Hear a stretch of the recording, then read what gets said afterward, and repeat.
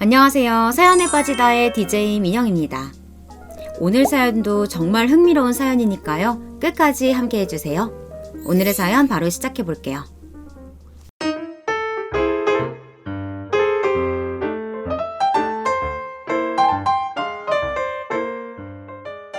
안녕하세요. 저는 서울에서 남편과 딸과 행복하게 살고 있는 40대 여자입니다. 코로나가 감기처럼 변하면서 해외여행에 대한 수요가 다시 올랐는데요. 다들 여행은 다니시나요?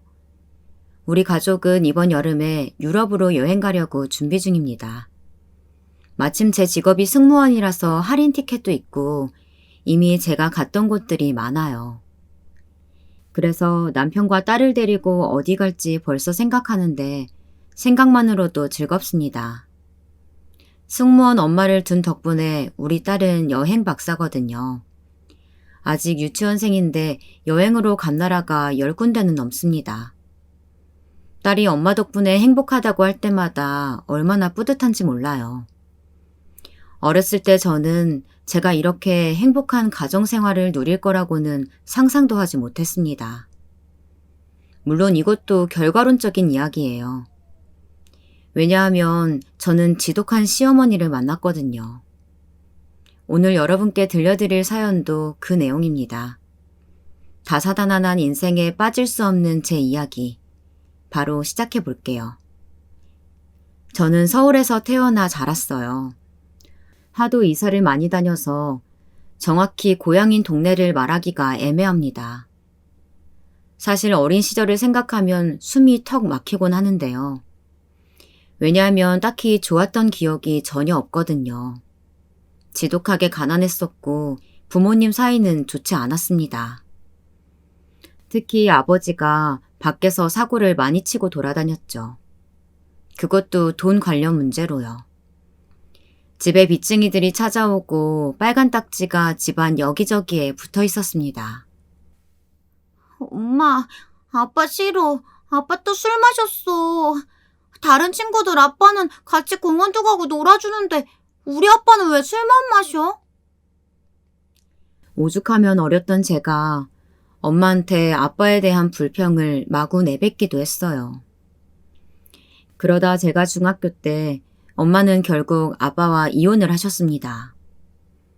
아빠가 친한 친구의 보증을 섰는데 그걸로 집안이 망했거든요. 엄마는 도망치듯 이혼했고 그래도 저를 데리고 다른 동네로 갔어요. 아빠랑은 인연을 그때부터 끊었고 지금까지도 생사를 모릅니다. 아무튼 그렇게 서울의 달동네로 갔었는데 엄마와 저는 옥탑방에서 살았어요. 버스 정류장에서 내려서 계단을 100개도 넘게 올라갔던 기억이 생생하네요. 좁은 골목길을 몇 개를 지나서 겨우 집에 도착하면 엄마와 제가 살던 옥탑방이 보였죠. 야, 너 동민네 집 위에 산다며? 너네 집 거지냐? 거지야. 네가 나 가난한 거 보태준 거 있냐? 헐, 뭔 말을 그렇게 하냐? 너희 엄마는 시장에서 나물 팔지? 그걸로 돈이 되냐? 그렇게 물어볼 시간에 너희 엄마한테 돈 받아서 우리 엄마 나물이나 사줘. 집 주변에 시장이 크게 있었거든요. 거기서 엄마는 정식으로 가게도 없이 길가에서 나물을 파셨어요. 나물 말고도 공장에서 양말이나 속옷을 떼서 팔기도 하셨죠. 노점상이라 엄마가 있던 자리가 매번 바뀌었습니다. 사춘기 시절에도 저는 그런 엄마가 창피하지 않았어요. 철없던 중학생 시절이라 친구들이 많이 놀렸거든요. 그래도 저는 전혀 위축되지 않았고 오히려 맞서 싸웠습니다. 엄마가 그렇게 번 돈은 죄다 저한테 들어간다는 것을 이미 알고 있었거든요. 없는 살림에 어떻게든 가난한 티를 내지 않게 하려고 애쓰셨습니다. 새벽부터 일어나서 제 밥은 꼭 하고 나가셨고 빨래도 매번 깨끗하게 해주셨어요. 그걸 아니까 저도 불평을 하고 싶지도 않았죠. 어서 오세요. 몇 분이세요?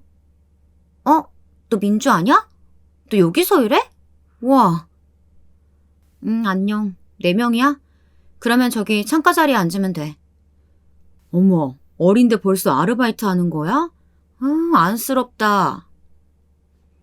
고등학생 때는 저도 조금이나마 엄마를 돕고 싶더라고요. 그래서 동네에 있는 돈가스 가게에서 아르바이트를 하기도 했습니다. 거기서 일하며 학교 친구들을 참 많이 마주쳤어요. 친구들의 부모님이 저를 안쓰럽게 여길 때도 많았죠. 그런 관심이 당연히 좋지 않았어요. 그렇다고 제 처지를 비관하는 것은 절대 아니고 꼭 나중에 돈을 많이 벌어야지 생각하는 계기가 되었습니다.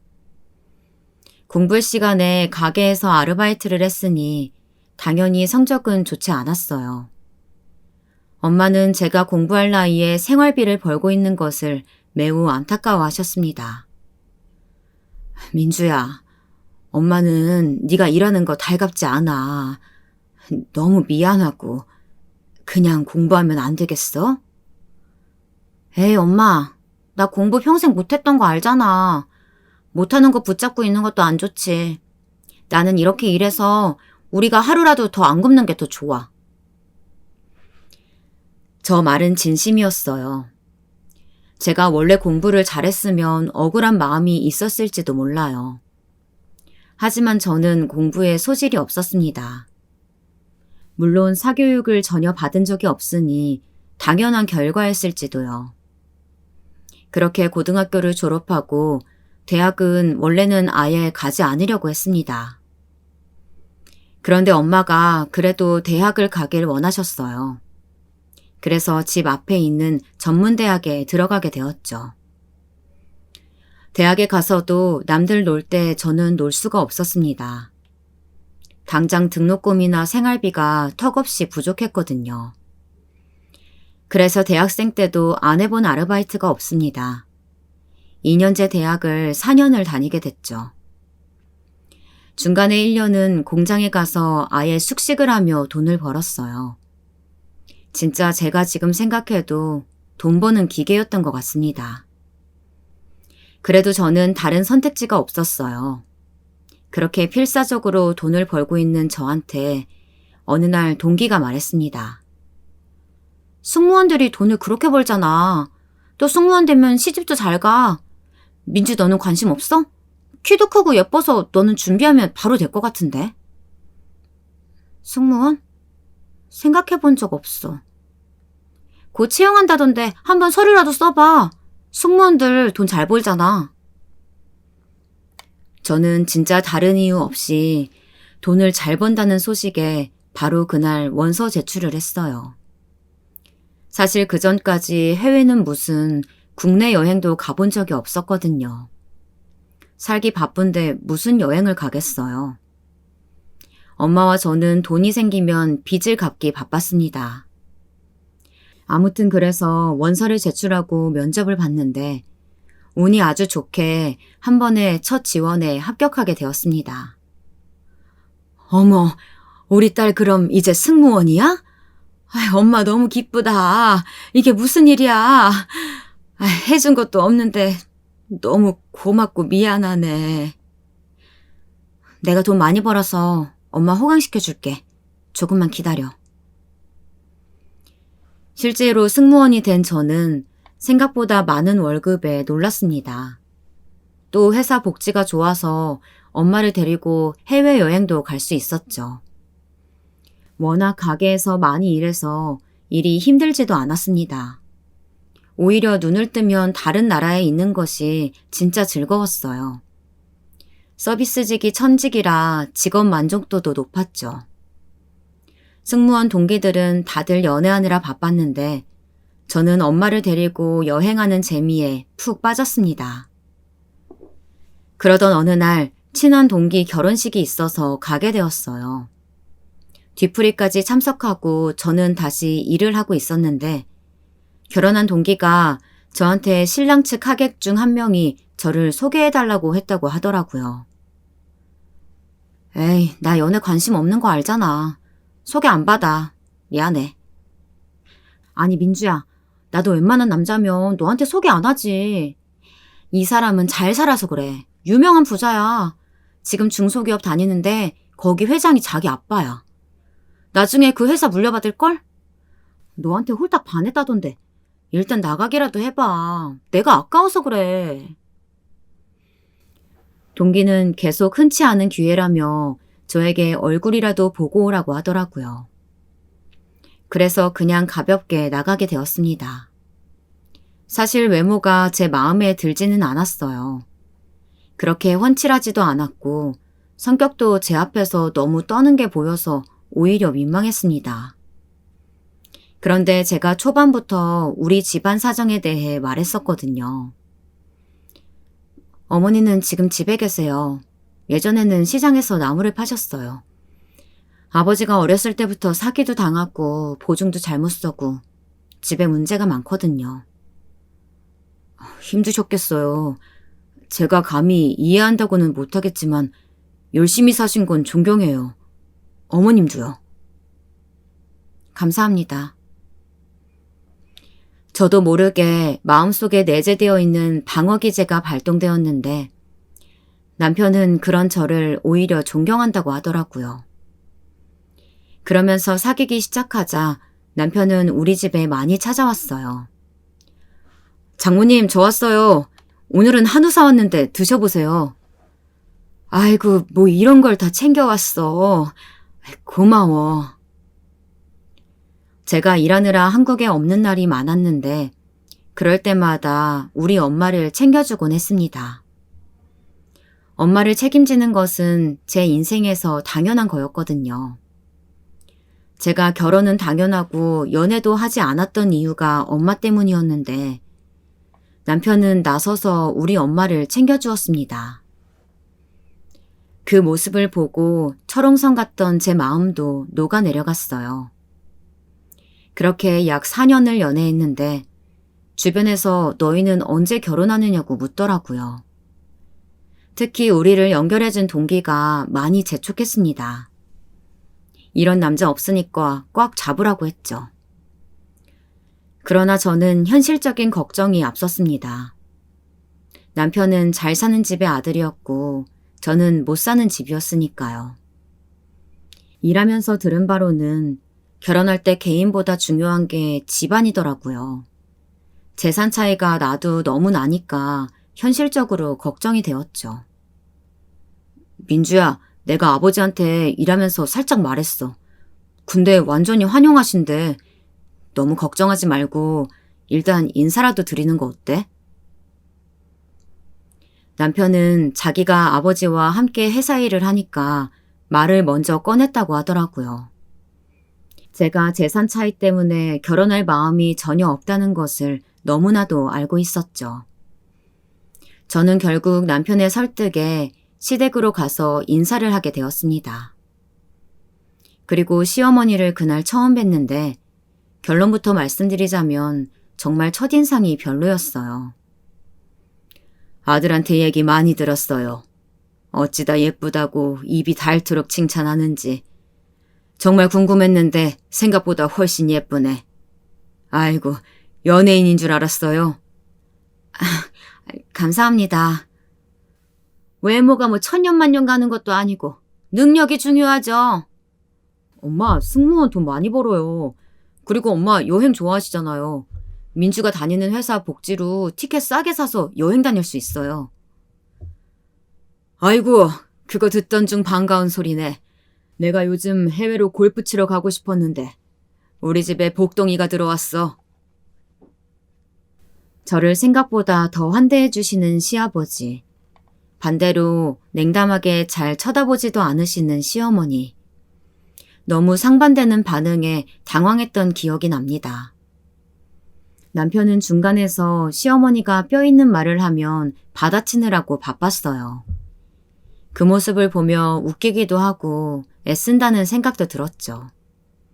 남편은 걱정하지 말라며 어차피 집안 실세는 시아버지니까 시아버지 마음에만 들면 된다고 저를 위로했습니다.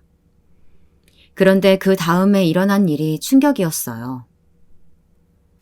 아가씨도 사회생활 안 해본 것도 아니고 알아들었죠?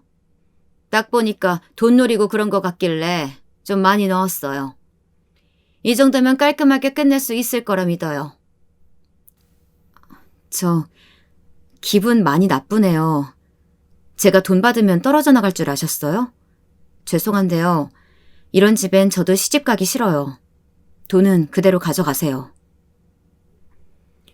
시어머니는 저를 따로 불러내서 돈 봉투를 주면서 떠나라고 했습니다. 제가 거지도 아니고 돈도 이미 충분히 잘 벌고 있었거든요. 물론 집안 재산에는 꽤 차이가 났어요. 하지만 그렇다고 제가 이런 취급을 받아야 할 이유는 전혀 없잖아요. 순간 모멸감까지 들더라고요. 아무리 남편이 우리 엄마한테 잘하고 제가 돈을 좋아해도 이건 아니잖아요. 돈이 없지 자존심이 없는 게 아니니까.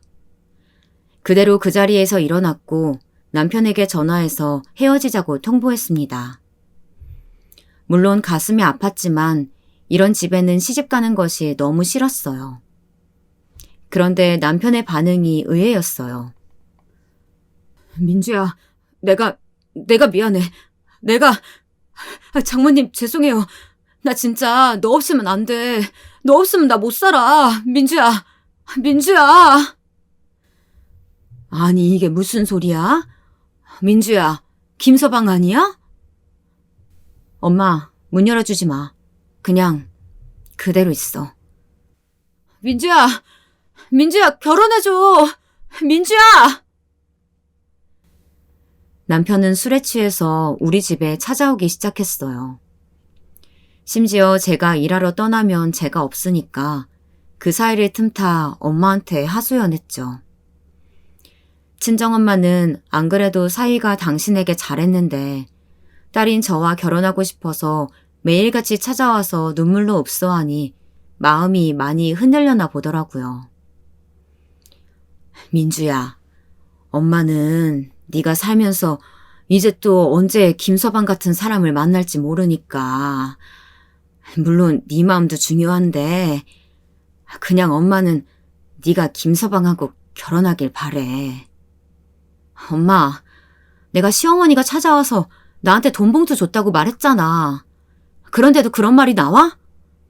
나는 자존심 때문에 그렇게 못해.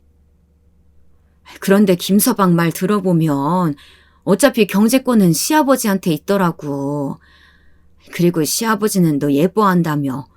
김서방이 또 중간에서 역할 잘한다고 하니까 저런 집에 시집가면 결국 우리가 고생하게 돼 있어.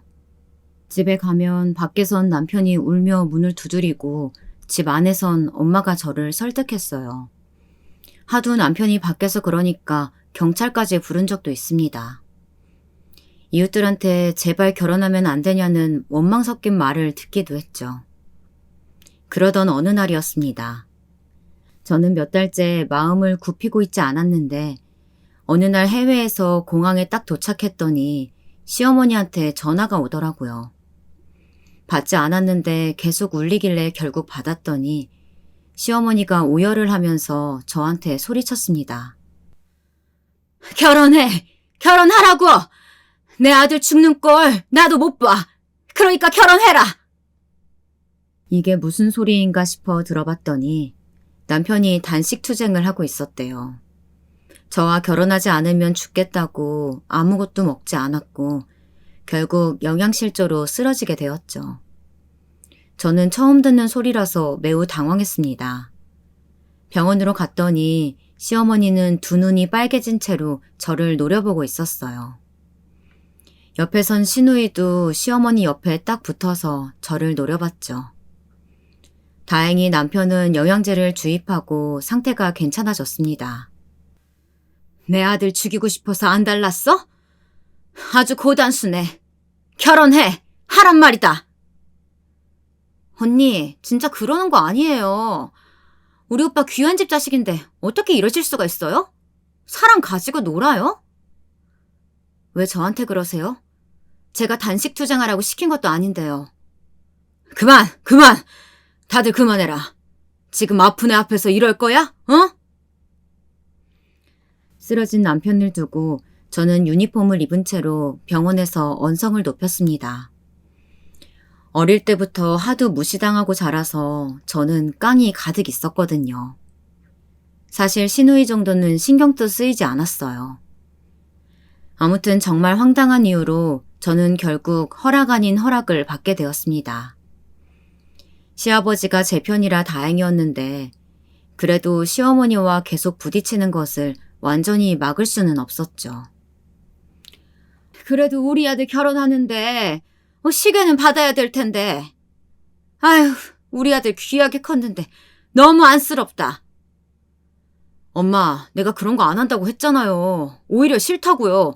제발 그만하세요. 너를 위한 소리잖아. 안 그래도 속상한데 왜 그러니? 여자 하나 잘못 만나서 이게 뭐야? 엄마한테 그게 할 소리야? 너야말로 엄마한테 왜 이래? 이미 결혼하기로 다 얘기 끝났잖아요. 그런데 왜 자꾸 그러세요? 여보, 그냥 집에 가자. 남편은 시어머니가 아쉬운 소리만 해도 제 손을 잡고 그 자리를 피하더라고요. 그 모습을 보고 든든하기도 하고 고맙기도 했습니다. 이런 사람이라면 결혼해도 되겠다는 생각이 들었어요. 물론 그 과정이 쉽지는 않았습니다. 우여곡절이 많았죠. 시어머니가 저를 며느리로 인정 못하겠다는 이유는 바로 돈 때문이잖아요.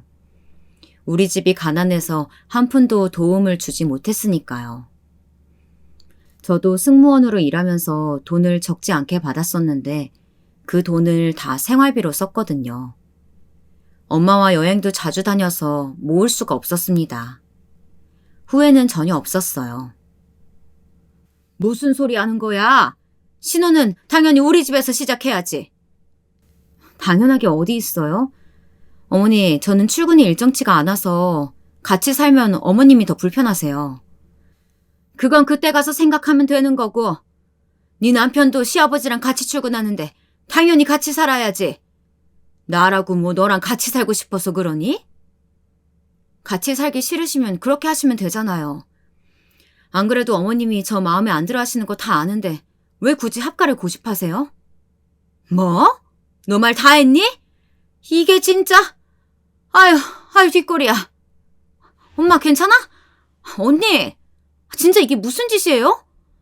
언니 이혼 가정이라고 가정교육도 못 배운 거예요? 뭐라고요? 아가씨, 지금 무슨 말씀을 그렇게 하세요?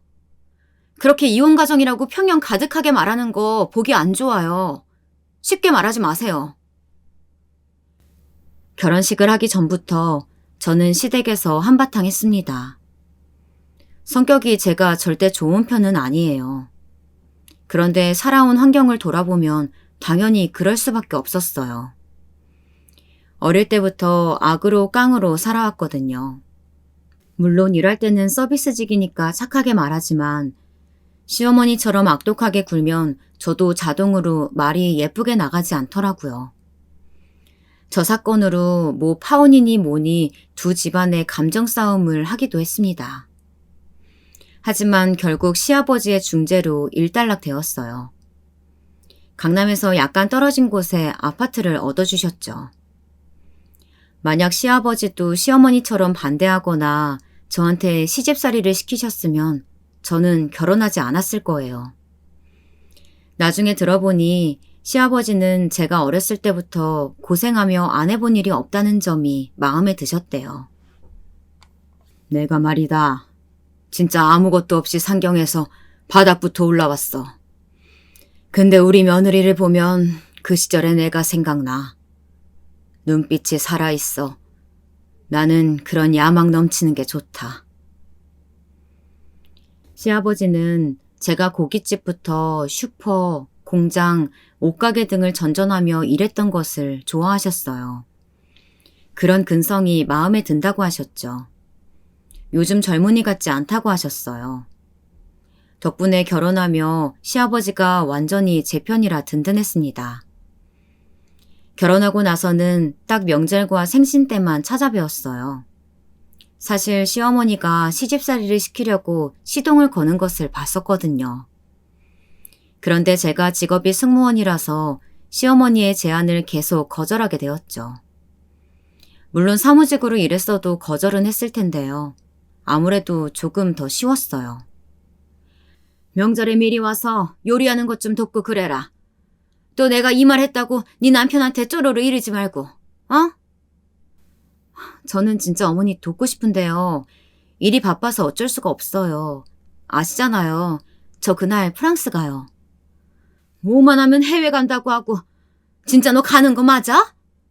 너는 승무원 아니었으면 어쩔 뻔했니? 그건 모르죠. 진짜 일하느라 못 가는 건데요. 이런 식으로 일 핑계를 대면서 이리저리 빠져나가기도 했습니다. 시댁에서 일하는 이모님이 제가 알기로는 2분이나 계셨어요. 그런데 그 이모님들이 집안일을 다 해준다고 알고 있는데 시어머니는 제 얼굴만 보면 그렇게 설거지를 하길 원하시더라고요. 남편과 시아버지가 중간에서 말려주지 않았으면 저는 그 많은 식구의 설거지를 혼자 했겠죠. 신우이는 제가 뭐가 그렇게 마음에 들지 않는지 자기 엄마 옆에 딱 붙어서 저를 견제했습니다. 그리고 정말 너무 유치한데 제가 식탁 위에 있는 빵을 먹으려고 하면 그 봉지를 치우더라고요. 처음에는 제가 음식을 먹으려고 하면 치우는 게 그냥 제 착각이라고 생각했어요. 그런데 몇 번 반복되자 착각이 아니라는 것을 알게 되었어요. 아가씨, 식탁 위에 있던 빵 제가 먹으려고 했는데 혹시 어디 있어요? 아, 그거 제 방에 있어요. 언니 먹으려고요? 네. 그거 남편하고 제가 시댁 식구들하고 같이 먹으려고 사온 거예요. 저는 그래도 시댁이 만만하거나 그러진 않았습니다. 시아버지가 서울 한복판에 아파트를 마련해 주셨고 많은 도움을 주고 계셨거든요. 당연히 저도 사람이니까 감사한 마음이 컸어요. 또 제가 결혼하면서 남편에게 고마웠던 점은 생활비였는데요. 엄마가 혼자 집에 계셔서 제가 월급을 받으면 대부분 엄마한테 드렸어요. 엄마는 고생을 많이 하셔서 몸이 불편하셨거든요. 병원비도 많이 나가서 그럴 수밖에 없었는데 고맙게도 남편은 다 이해해 주었습니다. 그래서 저도 나름 시댁에 도리는 다하려고 하기는 했어요. 또 시아버지가 시어머니는 몰라도 시누이는 자식이라 많이 예뻐했거든요. 그런데 제가 다가가도 시어머니와 시누이는 오히려 저를 내치니까 기분이 좋지는 않았습니다. 오히려 시어머니와 시누이는 노골적으로 여행 요구를 하기도 했습니다.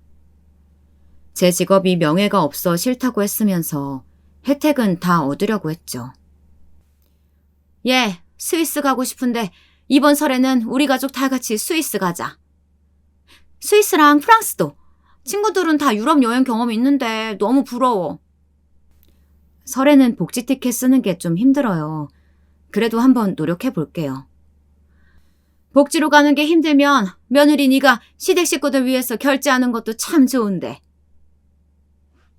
돈이 한두 푼도 아니고 어떻게 제가 다 내죠? 아무리 장난이어도 듣는 사람이 기분 나쁘면 그건 장난이 아니라고 생각해요. 그리고 제가 일이 바빠 시댁 행사에 참여하지 못할 땐 눈치를 그렇게 주고 오히려 제 직업의 복지를 이용하려고 하니 달갑지 않았습니다. 그러다 사건이 하나 터지게 되었어요. 어느 날 제가 퇴근하고 공항에 도착했는데 남편이 데리러 왔거든요. 그런데 표정이 매우 좋지 않았습니다. 여보, 무슨 일 있어? 왜 이렇게 표정이 안 좋아? 걱정된다. 아버지한테 연락이 왔어.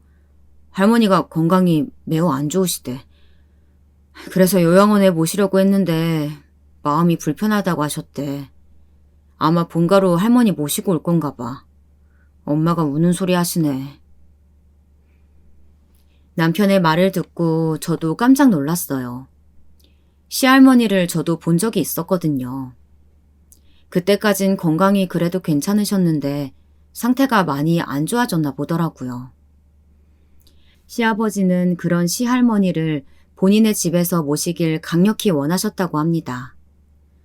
못해준 게 많아서 미안한데 요양원에 보낼 수는 없다는 주장이었대요. 그 과정에서 시어머니는 어떻게 데리고 오냐고 주장하셨고 그렇게 갈등 중이라고 남편이 대신 전했습니다. 그래도 경제권자가 시아버지잖아요.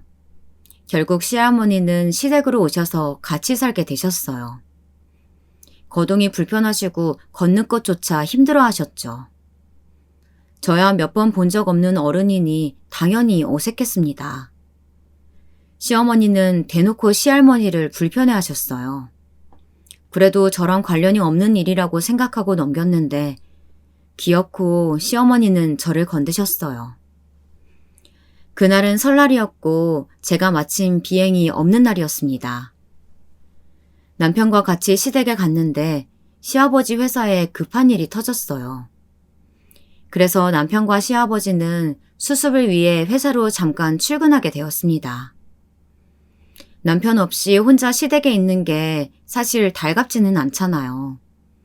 아마 며느리이신 분들은 이해하실 거예요. 역시나 아니나 다를까 시아버지와 남편이 나가자 시어머니는 저를 계속 불렀습니다. 얘, 이리 와봐. 아유, 허리 아파서 나는 계속 못 있겠네. 나 잠시 반신욕 좀 하고 있어야겠어.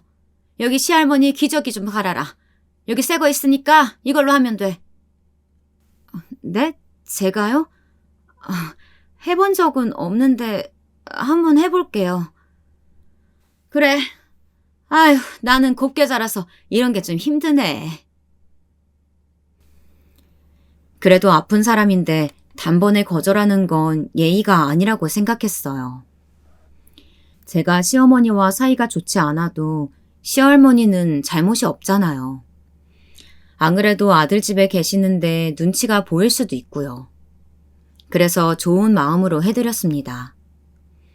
문제는 이게 자꾸 반복된다는 거였어요. 제가 시댁에 가면 시어머니는 기저귀를 언제 갈았던 건지 방치가 되어 있었죠. 어머니, 혹시 시할머니 기저귀 언제 마지막으로 가셨어요? 어제였나? 모르겠네. 나는 비위가 좀 약해서 안 되겠어. 그래도 이렇게 방치하면 오늘은 제가 할게요. 그래도 어머님이 신경을 좀 써주세요. 고등이 불편하셔서 본인이 가장 힘드실 거예요. 그럼 네가 매번 와서 갈아주면 되잖니? 나는 이미 힘든데 왜 너까지 나한테 이러니? 아무래도 같이 사는 게 힘들 수도 있으니 제가 이해하려고 했어요. 전날도 그래서 제가 갈았죠. 그런데 다음번에 갔는데도 또 시할머니의 기저귀가 방치되어 있더라고요. 어머니, 기저귀 가는 거 힘드시면 차라리 요양보호사를 부르는 건 어때요? 그것도 다 돈이잖아. 그냥 네가 좀 자주 와서 갈아주면 되지. 저도 현실적으로 그게 힘들어서요. 어머님이 계속 돌보는 게 힘드시면 요양원에 보내는 것도 괜찮을 것 같아요. 남편이 그건 싫다고 하니까 그냥 네가 와서 갈아줘. 어차피 비행기에서 사람들 편하게 해주는 게 네 일이잖아. 어머니, 말씀이 조금 지나치세요.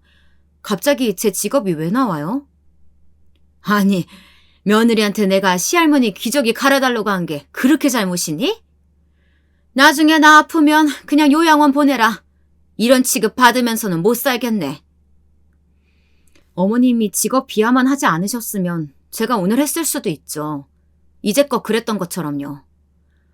결국 제가 마음에 안 드는 거잖아요. 뭐? 기저귀 가는 게 뭐라고 이렇게 자존심을 내세워? 그냥 하라고 하면 좀 네 하고 하는 법이 없니? 그렇게 시어머니와의 또다시 말다툼이 시작되었죠. 한창 둘이 언성을 높이고 있을 때 시아버지와 남편이 회사에서 돌아왔어요. 우리 분위기를 보고 둘의 표정은 이미 난처한 상태였죠. 우리 얘기를 듣고 남편은 제 쪽에서 편을 들고 같이 이게 말이 되냐며 싸우고 있었어요. 그런데 시아버지의 표정이 좋지 않았습니다. 아마 아무리 그래도 당신 어머니니까 기분이 좋지 않으셨겠죠. 순간 아차 싶더라고요. 시아버지는 며느리라고 저를 받아주고 예뻐해 주셨잖아요. 일단 그날의 사건은 그렇게 일단락이 되었는데 시어머니한테 화가 난 것과는 별개로 시아버지에게 죄송스러운 마음도 있었습니다. 저도 그래서 그 뒤로 시어머니와 직접적인 화해를 하지 않았어도 시댁 행사에 최대한 얼굴을 비추려고 노력했습니다. 시아버지의 기분을 풀어드리려고 일부러 휴가를 내고 참석하기도 했죠. 그렇게 조심스럽게 천천히 다가가고 있었습니다. 그러다 일하느라 바빠서 그런지 몸이 너무 좋지 않더라고요. 컨디션 난조라고 생각했는데 일하는데 지장이 갈 정도라 병원을 갔습니다. 그런데 놀라운 소식을 듣게 되었어요. 바로 제가 임신이라는 소식이었습니다. 여보, 드디어 우리한테도 아이가 생긴 거야? 나 너무 행복해. 이게 무슨 일이야? 남편과 저는 뛸 듯이 기뻤습니다. 사실 우리 부부는 아이를 빨리 가지고 싶었어요. 그런데 도저히 아이가 생기지 않아서 고민이었죠. 직업 특성상 산부인과를 주기적으로 잘 갈 수 있는 환경도 아니었고요. 그래서 은근히 마음고생이 심하기도 했죠. 그것도 모르고 시어머니는 일부러인지 제 속을 긁었습니다. 예를 들어 시댁에 가면 이렇게 말씀하시기도 하셨어요. 승무원들은 비행기 자주 타니까 불임이 많다던데 너도 그래서 아기 안 생기는 거 아니니? 내가 그래서 승무원 안 했잖아. 나도 관심 있었는데 아기 못 낳으면 너무 슬플 것 같아서. 동료들 보면 임신 다들 잘하더라고요. 저도 노력하고 있어요. 불임이면 병원 다니면서 몸 상태도 자주 보고 그래라. 근데 시댁 행사도 잘 안 오는데 병원을 갈 수가 있겠니? 에이, 엄마 왜 그래? 그럴 수도 있지. 그렇게 일이 바쁘다는데 어떡해. 우리가 이해해주자. 언니, 너무 기분 나빠하지 말아요. 이런 일들을 겪고 생긴 아이라서 더 기뻤어요. 한동안 어색했던 시아버지와의 관계도 임신으로 완전히 회복되었죠. 생각보다 더 좋아하시는 모습에 제가 더 행복했습니다. 그런데 안타깝게도 시아버지는 일 때문에 임신 소식을 듣고 바로 해외로 가게 되셨습니다. 내가 미국에서 돌아왔을 때는 우리 며느리가 아이를 낳았겠구나. 기쁜 마음으로 가서 일할 수 있어서 너무 좋다. 건강관리 잘하고 필요한 거 있으면 언제든지 말하렴. 아버님, 몸 조심히 잘 다녀오세요. 저도 남편하고 태교 열심히 해서 건강하게 아기 낳을게요. 임신을 확인하고 회사는 바로 휴직할 수 있었어요. 다행히 이런 쪽으로 복지가 아주 잘 되어 있었거든요. 덕분에 마음 놓고 쉴 수 있었죠. 여유롭게 태교를 하며 남편과 사이가 더 좋아졌습니다. 결혼하고 계속 일하느라 남편과 시간을 제대로 보내지 못했었거든요. 그런데 남편과의 시간이 많아진 것은 좋았는데 시어머니는 저를 챙겨준다는 이유로 자꾸 시댁으로 부르셨어요. 제가 그동안 일하느라 자주 시댁 행사에 빠졌다고 했잖아요. 그런데 이제는 일한다는 핑계도 대지 못했죠. 아니, 왜 챙겨준다고 해도 그러니? 그냥 와서 밥 한 끼 먹고 가라는 거잖아. 내가 설마 임신한 며느리한테 설거지를 시키겠어? 아니, 뭘 시키겠어? 나도 이제 마음 고쳐먹었어. 어른이 이렇게 손 내미는데 왜 그러니? 네, 일단 남편하고 말해보고 알려드릴게요. 우리 아들 일하느라 바쁘잖아. 여자들끼리 유대감을 좀 쌓자는 거야. 내 말 무슨 뜻인지 알지? 저렇게까지 말씀하시니 저는 어쩔 수 없이 시댁을 가게 되었어요. 남편이 아무리 제 편이어도 본인의 엄마니까 아예 내칠 수는 없어 보였거든요. 또 저는 임신을 계기로 시어머니와 관계가 좋아진다면 그건 또 다행이라고 생각했습니다. 그때는 제가 참 순진했어요. 실제로 제가 조심스럽게 시댁에 방문하자 시어머니는 저한테 손 하나 까딱하게 시키지 않았습니다. 정말 의외라고 생각했었는데 아무렴 좋았어요. 마침 그때 또 아가씨가 결혼했거든요. 저는 시댁과의 관계를 좋게 만들려고 제가 먼저 나서서 티켓 발권도 해주었어요. 아가씨 결혼 축하해요. 제가 이탈리아에 비행했을 때 여기가 그렇게 좋더라고요. 맛집 리스트랑 투어 어디가 좋은지 정리한 요약본이에요. 도움 됐으면 좋겠어요. 어머, 언니 웬일이야? 너무 고마워요. 내가 돌아올 때 선물 사올게요. 선물 필요 없으니까 즐겁게 지내다가 와요. 시댁과의 사이가 좋아졌다고 착각한 저는 즐겁게 태교하고 지내고 있었죠. 그러다 문득 시댁을 챙기느라 우리 엄마를 챙기고 있지 못하는 생각이 들었습니다. 그래서 남편과 가기로 했던 태교 여행에 엄마를 모시고 가고 싶었어요. 남편도 흔쾌히 그러자고 하기도 했고요. 결혼 전에는 엄마를 모시고 해외를 많이 다녔으니 엄마에게도 부담도 아니라고 생각했죠. 그런데 친정엄마의 반응이 너무 의외였어요. 엄마, 괌으로 남편하고 태교 여행 갈 거야. 엄마도 같이 가자. 가서 오랜만에 호텔에서 수영도 하고 맛있는 것도 먹고 오자. 민주야. 엄마가 요즘 바빠서 여행은 괜찮아. 김서방이랑 둘이 다녀와. 엄마, 무슨 일 있어? 왜 바빠? 어디 아픈 건 아니지? 혹시 어디 아프면 무조건 말해. 걱정되게. 에이, 아니야. 엄마 너 덕분에 병원 많이 다녀서 아프지 않아. 그냥 요즘 119에서 다니거든. 너무 걱정하지는 말고. 엄마, 119했어? 하여간 가만히 못 있는다니까. 그러다가 몸 상해. 적당히 하고 집에서 쉬어. 그럼 이번 여행은 남편이랑 나만 갔다 올게. 그래, 알겠어. 만약에 엄마가 시간 나면 알려줄게. 이번에는 김서방하고 재밌게 다녀와. 저는 엄마가 소일거리를 구하셔서 일하는 줄 알았어요. 워낙 부지런한 분이라 의심하지 않았죠. 적당한 사회생활은 인생에 도움이 되는 것이 확실하니 응원했습니다. 그래서 태교 여행은 남편하고 둘이 다녀오게 되었어요. 태교 여행을 다녀오고 마침내 출산까지 했습니다.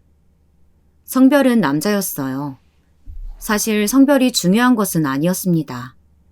그냥 아이 존재가 좋았죠. 아이를 낳고 조리원에 있다가 집에 가서 산후조리를 하려고 했는데 내심 저는 친정엄마가 해주길 원했거든요. 물론 엄마를 고생시키는 것은 당연히 싫었지만 그냥 딸의 바람이랄까요. 누구보다 친정엄마가 편한 것은 사실이잖아요. 그런데 엄마가 거절할 줄은 몰랐는데 거절하시더라고요. 엄마, 요즘 왜 이렇게 바빠?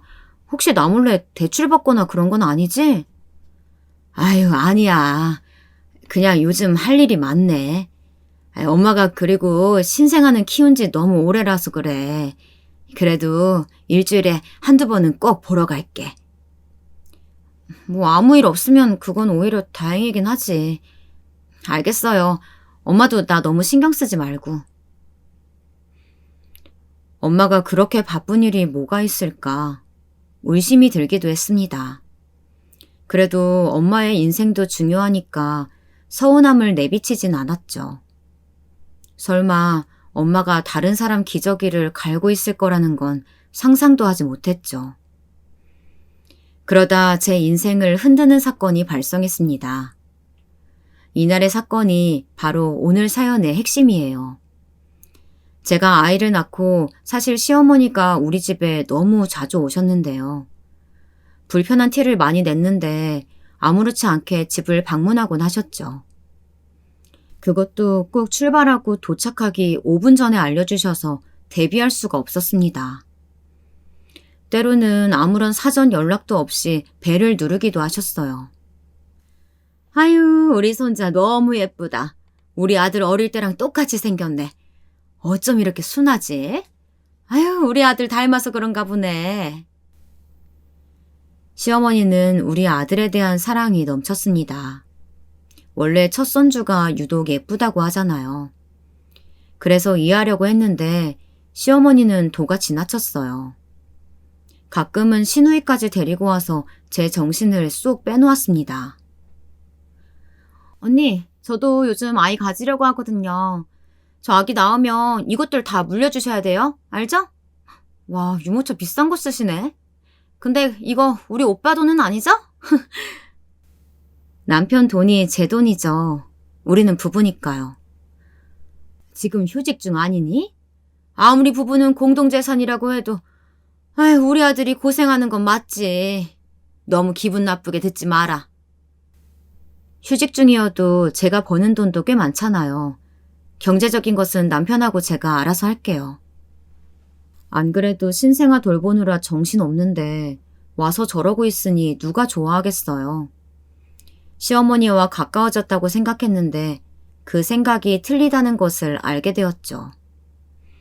또 그냥 서서히 거리를 두어야겠다고 생각했어요.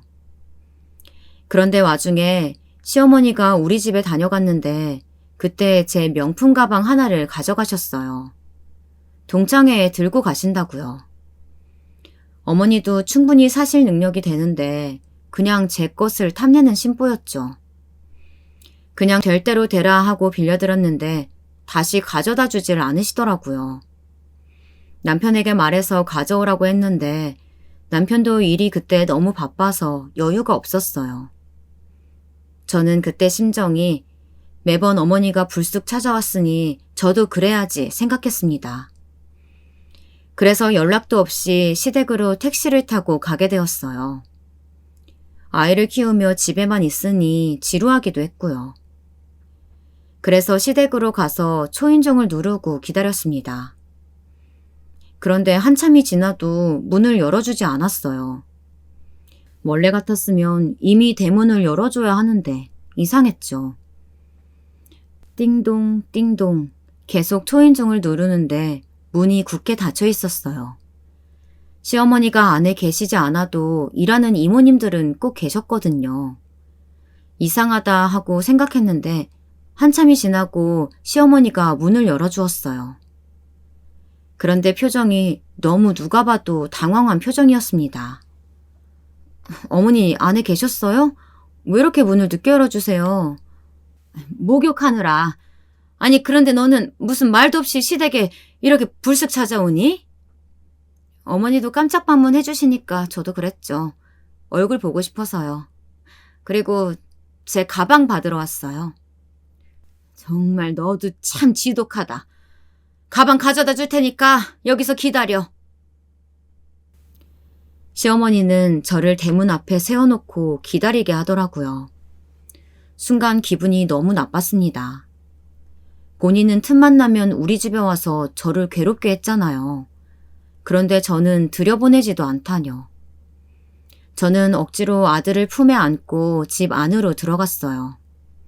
어디 한번 어머님도 당해봐라 하는 마음이었죠. 시어머니는 자꾸 주위를 둘러보더라고요. 그러더니 가방만 받고 나가라는 말과 함께 안방으로 도망치듯 갔습니다. 그 모습을 보고 시어머니가 또 우리 집에 찾아오면 나도 그렇게 해야지 생각했어요. 아들과 함께 거실에 가서 앉아있다가 그래도 시댁에 왔으니 시할머니께 인사는 해야겠다는 마음이 들었습니다. 어머님이 가방을 가지러 간 사이에 시할머니 방으로 향했어요. 할머니, 저 왔어요. 증손자도 데리고 왔는데 한번 보세요. 아들을 데리고 한바구음을 지으며 시할머니 방으로 향한 저는 너무 놀라서 그 자리에 굳어버렸어요. 믿고 싶지 않은 광경을 목격했거든요. 처음에는 이게 꿈인가 현실인가 구분이 되지 않았습니다. 그런데 아무리 봐도 제 눈앞에서 시할머니 시중을 들고 있는 사람은 우리 친정엄마였어요. 너무 당황해서 처음에는 우리 엄마를 보고 엄마가 아니라고 부정했어요. 도저히 친정엄마가 여기 있을 이유가 없었으니까요. 그런데 엄마도 저를 보고 심하게 당황했습니다. 민주야, 그게, 아니, 여긴 어쩐 일이야? 그건 내가 할 말이야. 엄마가 왜 여기 있어? 엄마가 도대체 여기서 지금 뭐 하는 거야? 아니, 빨리 설명해봐. 이게 뭐냐니까? 아니, 거실에서 기다리라니까. 아유, 이게 무슨 일이에요? 당장 설명해요. 당신 미쳤어? 우리 엄마 데리고 지금 뭐 하는 거야? 제가 어렸을 때부터 열심히 일했던 것도, 결혼하고 직업을 놓지 않았던 것도 다 엄마 때문이었거든요. 우리 엄마가 더 고생하지 않길 바랬어요. 그동안 너무 고생만 했던 엄마라서 호강시켜드리고 싶었거든요. 그런데 그런 엄마가 오히려 시댁에서 시할머니 똥기저귀를 갈아주고 있다니 믿을 수가 없었습니다. 애초에 엄마가 왜 여기 있는지도 이해가 가지 않았어요. 너희 엄마한테 그냥 지나가듯 말했는데 와서 돕더라고. 제가 강요한 거 아니죠? 사돈, 말씀 좀 해주세요. 그래, 민주야. 엄마가 하겠다고 한 거야. 그러니까 화내지 마. 아니, 엄마가 왜 하겠다고 해? 말이 되는 소리를 하라고. 나 진짜 너무 속상하다. 이게 뭐야, 지금? 제가 울분에 차서 소리치니 엄마는 눈에 띄게 당황했어요. 너무 속상한 마음에 저는 눈물이 계속 나오더라고요. 남편에게 전화해서 당장 시댁으로 오라고 하고 끊었습니다. 너무 화가 나서 온몸이 부들부들 떨리더라고요. 아들은 눈에 들어오지도 않았죠. 지나가듯 한 말에 온 너희 엄마가 문제지. 그럼 내가 문제니? 너 결혼할 때 아무것도 안 들고 왔잖아. 이런 식으로 갚겠다고 한 건 너희 엄마. 어머, 너 지금 뭐 하는 거야? 저는 시어머니의 말에 참을 수가 없었어요. 결국은 또 저에 대한 원망의 마음으로 이런 일이 일어났다는 말이잖아요. 그놈의 결혼할 때 아무것도 들고 오지 않았다는 게 이런 결과를 만들어낼 줄은 몰랐습니다. 만약 이런 결과가 있었다는 것을 알았다면 저는 절대 결혼하지 않았을 거예요. 순간 너무 화가 나서 그대로 똥기저귀를 잡고 시어머니 얼굴에 던져버렸어요. 시어머니가 거동이 매우 불편해서 옆에 기저귀가 많았거든요. 아직 치우기 전이라 그걸 시어머니 얼굴에 다 가져다 댔습니다. 시어머니는 미쳤냐고 저를 밀어냈지만 절대 밀리지 않았습니다. 내친 김에 아들의 기저귀까지 벗겨서 시어머니 얼굴로 가져다 댔죠. 그만해! 너 미쳤어? 뭐 하는 거야? 미친 건 당신이 미친 거지. 어디서 사돈을 불러서 똥기저귀를 갈게 해? 제가 그렇게 미친 듯이 응징하고 있으니 남편이 도착했어요. 표정을 보니 남편도 왜 친정엄마가 여기 있는지 의아한 눈치였죠. 당신, 이혼해. 나 도저히 너희 엄마 같은 시어머니하고는 못 살아. 세상 천지 누가 사돈을 불러서 똥기저귀 갈게 해, 뭐? 나는 전혀 몰랐어. 엄마, 이게 무슨 말이야? 진짜 도대체 왜 이러는 거야? 남편까지 나서서 시어머니에게 뭐라고 하자 시어머니는 크게 당황하더라고요. 아랑곳하지 않고 미친 듯이 집안 물건을 다 던졌습니다.